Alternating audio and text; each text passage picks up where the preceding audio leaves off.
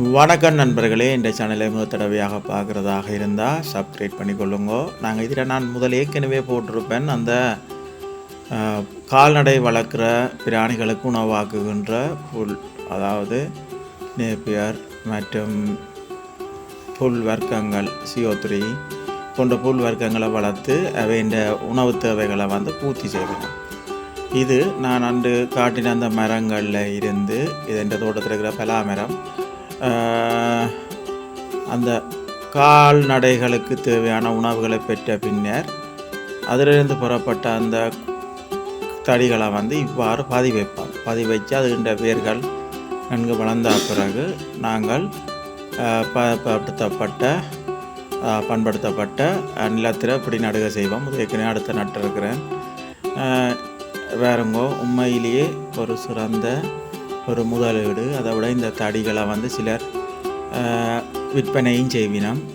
அது நான் நீர்ப்பாசனத்துக்கு செய்கிறதுக்காண்டி அந்த ஸ்ப்ரே கன்னை நான் பாவிச்சிருக்கிறேன். நட்டு பாருங்கோ செழிப்பாருக்கு. இது இன்னும் வாரக்கிழமை அளவில் நான் இந்த இதை வெட்டி மாடுகளுக்கு மற்றும் ஆடுகளுக்கு உணவாக்கி கொள்ளுவேன். உண்மையிலேயே ஒரு மனநிறைவான ஒரு தொழில். இதை நாங்கள் பார்க்கலாம், வடிவ திட்ட தெளிவாக அவதானிக்கலாம். இது நான் அந்த நீர் இறைக்கிறதுக்காக வேண்டி மின் முதலாக அந்த சோலார் கருவிகளை கொண்டு நாங்கள் அந்த மோட்டரை இயக்கி கொள்கிறோம்.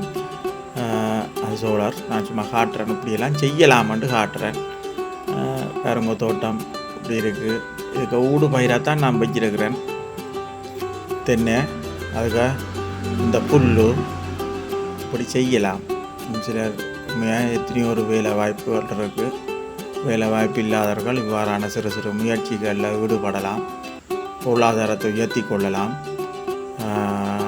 சில ஆக்கள் கூலிகளை போட்டு கூட மனித வழக்களை பண்ணி கூட நாங்கள் இப்படி செய்கிறதால நட்டம் பெறாது பெருமளவில் மாடு வளர்க்குறாக்கள். இது இந்த ஒரு 2-3 மாடுகளுக்கு தேவையான புல்லுகளை சும்மா அளவாக வளர்த்து வச்சிருக்கிறேன். அதோட தென்னம்பிள்ளைகளையும் வைக்கிறதுக்கு ஏற்ற மாதிரி தயார்படுத்தியிருக்கிறேன். நன்றி.